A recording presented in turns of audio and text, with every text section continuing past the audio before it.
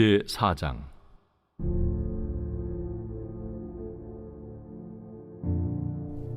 그리스도께서 이미 육체의 고난을 받으셨으니 너희도 같은 마음으로 갑옷을 삼으라.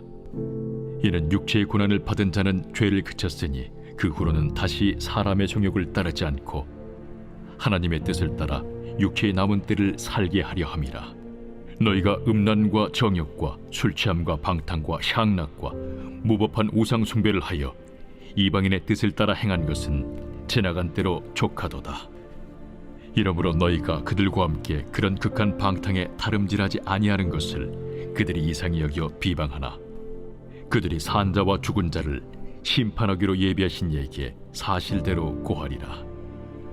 이를 위하여 죽은 자들에게도 복음이 전파되었으니, 이는 육체로는 사람으로 심판을 받으나 영으로는 하나님을 따라 살게 하려 함이라. 만물의 마지막이 가까이 왔으니 그러므로 너희는 정신을 차리고 근신하여 기도하라. 무엇보다도 뜨겁게 서로 사랑할지니 사랑은 허다한 죄를 덮느니라. 서로 대접하기를 원망 없이 하고 각각 은사를 받은 대로 하나님의 여러 가지 은혜를 맡은 선한 청지기 같이 서로 봉사하라. 만일 누가 말하려면 하나님의 말씀을 하는 것 같이 하고, 누가 봉사하려면 하나님이 공급하시는 힘으로 하는 것 같이 하라. 이는 범사에 예수 그리스도로 말미암아 하나님이 영광을 받으시게 하려 함이니, 그에게 영광과 권능이 세세 무궁하도록 있느니라. 아멘. 사랑하는 자들아, 너희를 연단하려고 오는 불시험을 이상한 일 당하는 것 같이 이상히 여기지 말고, 오히려 너희가 그리스도의 고난에 참여하는 것으로 즐거워하라. 이는 그의 영광을 나타내실 때에 너희로 즐거워하고 기뻐하게 하려 함이라. 너희가 그리스도의 이름으로 치욕을 당하면 복 있는 자로다. 영광의 영, 곧 하나님의 영이 너희 위에 계심이라. 너희 중에 누구든지 살인이나 도둑질이나 악행이나 남의 일을 간섭하는 자로 고난을 받지 말려니와, 만일 그리스도인으로 고난을 받으면 부끄러워하지 말고 도리어 그 이름으로 하나님께 영광을 돌리라. 하나님의 집에서 심판을 시작할 때가 되었나니, 만일 우리에게 먼저 하면 하나님의 복음을 순종하지 아니하는 자들의 그 마지막은 어떠하며, 또 의인이 겨우 구원을 받으면 경건하지 아니한 자와 죄인은 어디에 서리요? 그러므로 하나님의 뜻대로 고난을 받는 자들은 또한 선을 행하는 가운데 그 영혼을 미쁘신 창조주께 의탁할지어다.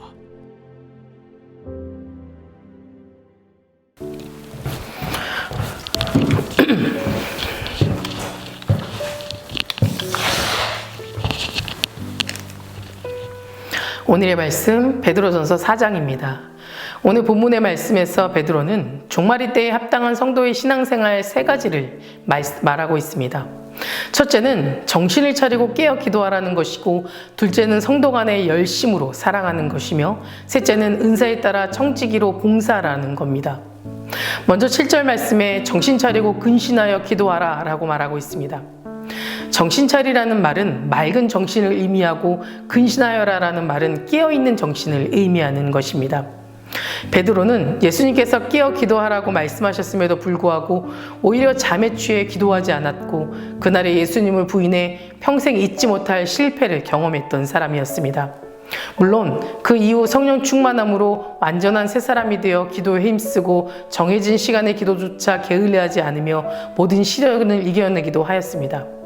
그러기에 정신 차리고 근신하여 기도하라라는 말은 베드로가 직접 경험한 뼈아픈 당부의 말이기도 합니다. 이 말씀은 현재를 살고 있는 우리가 들어야 할 강한 메시지입니다. 지금 이 시대는 마치 소돔과 고모라의 시대처럼 모든 사람들이 온통 땅의 것에 정신이 팔려 하늘의 심판을 입고 있는 것처럼 혼탁한 세상으로 변화되고 있습니다. 이럴 때일수록 우리는 더욱 정신을 차리고 자신을 올바르게 바라보는 시간을 가져야 합니다. 세상이 아무리 분주하게 움직인다 할지라도 중심을 잡고 차분한 마음으로 삶을 다스릴 수 있는 여유와 지혜를 가지고 살아가야 합니다. 분주한 가운데서도 말씀과 기도의 시간을 정해놓고 절제와 근신의 마음으로 하나님께 나아가면서 세상의 어지러운 흐름이 아니라 말씀과 성령의 인도하심에 따라 하루를 살아가는 지혜롭고 거룩한 성도 되시길 바랍니다. 두 번째는 8절 말씀에 무엇보다 뜨겁게 서로 사랑할지니 사랑은 허다한 죄를 덮느니라 라고 하였습니다. 마지막 때를 사랑하는 우리들의 최우선적으로 실천해야 하는 것은 서로 사랑하는 일이라는 겁니다. 베드로가 이토록 뜨겁게 사랑하라고 한 이유는 사랑은 최고의 계명이자 모든 성도에게 주어진 최고의 사명이기 때문입니다. 그러기에 무엇보다 가까운 이웃을 사랑하며 또 섬기며 소외된 사람 위해 열심히 사랑을 실천하고 다시 오실 주님을 기다리는 것이 그리스도인의 참된 자세라는 겁니다. 그러니 우리는 십자가를 바라볼 때마다 예수님의 사랑이 얼마나 큰지를 마음에 깊이 새겨야 합니다.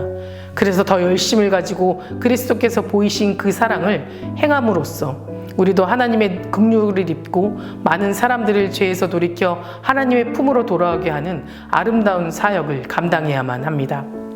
세 번째 10절 말씀에는 각각 은사를 받은 대로 하나님의 여러 가지 은사를 맡은 선한 청지기 같이 서로 봉사하라 라고 하였습니다. 즉 소수의 특정한 사람만 교회를 섬길 은사를 가지고 있는 것이 아니라 모든 성도에게 하나님께서 주신 은사가 있으니 자신이 가지고 있는 은사가 무엇인지 이를 통해서 교회와 성도들을 섬기라는 것입니다.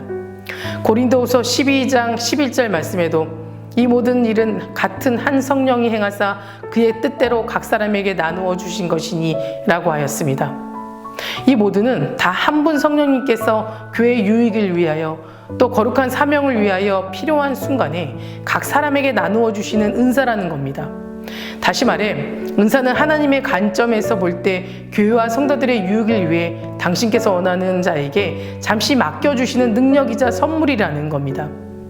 은사가 있다고 해서 영적으로 성숙한 것도 아닙니다.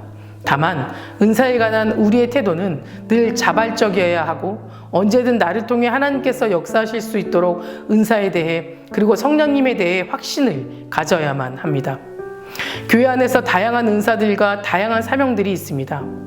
그리고 이 지체들 하나하나가 다 소중한 것처럼 우리에게 주어진 은사와 사명은 다 소중하고 무엇보다 중요한 것은 이 지체들이 모여 한 몸으로 이룬 것처럼 너희들도 한 몸을 이루어야 한다는 것입니다. 더 중요한 것은 교회의 머리이자 우리의 주인 되시는 예수 그리스도만을 섬겨야 하고 우리는 그분의 지체라는 사실을 기억하며 살아가야 합니다. 그러므로 우리는 이 은사를 사모하고 발견하며 그것을 활용할 줄 아는 주님의 지체가 되어야 합니다. 예수님의 달란트의 비유를 아실 텐데요. 이 비유의 요지는 바로 이것입니다. 하나님이 각 사람에게 주는 독특한 재능은 천국에서 엄청난 가치를 가지고 있다는 겁니다. 겨우 우리에게 10,000원짜리, 100,000원짜리 재능과 은사를 맡겨주신 것이 아니라는 사실입니다. 우리는 하나님께서 우리에게 맡겨주신 이 엄청난 재능을 발견해야 할 의무가 있습니다. 그리고 이것을 활용해서 내 인생의 소명과 목적을 이루는 것이 하나님의 뜻이라는 사실을 깨달아야 합니다. 우리가 할 수 있는 선택지는 두 가지라고 생각합니다. 하나님이 주신 재능과 능력을 발견하고 강력하게 효과적으로 강점으로 키울 것인가? 아니면 약점만 바라보며 남들에게 있지만 나에게는 없는 것에 대하여 불평하고 원망하며 평생을 신세 한탄만 할 것인가 말입니다. 이러한 책임에 대한 증거가 바로 오늘 말씀 10절에 언급하고 있는 각각 은사를 받은 대로 하나님의 여러 가지 은혜를 맡은 청지기 같이 서로 봉사하라 라는 것입니다. 하나님께서 주신 은사는 특별한 재능이며 능력이며 선물이며 이것을 가지고 일터와 또 지역사회, 학교, 개인의 삶에서 사용해야 된다는 겁니다. 우리는 그리스도의 몸에 붙어있는 지체들입니다. 각자 자신이 할 수 있는 가장 아름다운 일이 있다는 겁니다. 이 능력을 우리의 주인 되시는 주님을 위해 사용한다면 우리 삶의 모든 영역에서 주님이 주시는 참된 기쁨과 소망을 맛보게 될 것입니다. 사랑하는 성도 여러분, 베드로는 성도들을 향해 마지막 때가 가까워지고 있음을 상기시키고 깨어 기도하고 사랑의 실천에 더욱 열심을 내라고 말하고 있습니다. 그리고 각자 받은 은사에 따라 이러한 사랑을 실천하되 오직 하나님의 영광만을 드러내야 한다라고 분명하게 말하고 있습니다. 그러니 우리는 이 혼탁한 세상을 살아가면서 차분하게 경건의 시간을 준비하고 더욱 하나님께 가까이 나아가면서 맑은 정신과 깨어있는 영으로 이 시대를 살아가야 하겠습니다. 또한 하나님께서 주신 은사와 선물로 더욱 더 사랑을 실천하되 우리 자신은 감추되 하나님의 영광만 드러내며 더욱 밝은 모습으로 빛을 발하는 아름답고 복된 성도님 되시길 간절히 소망합니다. 다 같이 기도하시겠습니다. 오늘은 토요일입니다. 토요일의 공동기도 제목은 물질의 회복을 위해 함께 기도하겠습니다. 성도님들의 생업과 사업을 지켜달라고 기도해 주시고 물질로 어려움 당하지 않도록 모든 필요한 지원을 허락해 달라고 또 선교하는 복된 가정 되게 해달라고 함께 기도해 주시기 바랍니다. 사랑과 은혜가 충만하신 하나님 감사합니다. 오늘 하루도 나의 모든 것 주님께 맡기며 나아갑니다. 우리가 주님을 섬기며 살아갈 때 늘 근신하며 기도하고 뜻깊게 사랑하고 주신 은사를 허비하지 않고 봉사하며 살아가도록 우리의 믿음을 세워 주시옵소서. 언제나 겸손하며 섬김의 자세로 밝은 빛을 비추는 그리스도인 되게 하여 주시옵소서. 특별히 성도님들의 생업과 사업을 지켜주실 줄 믿습니다. 물질로 인하여 어려움 겪지 않도록 지켜주시고 혹여 어려움을 겪고 있는 성도님들을 주님께서 모든 것을 예비하고 채워주실 줄 믿사오니 그들의 모든 상황과 처지를 살펴주시고 더 좋은 곳으로 채워 주시옵소서.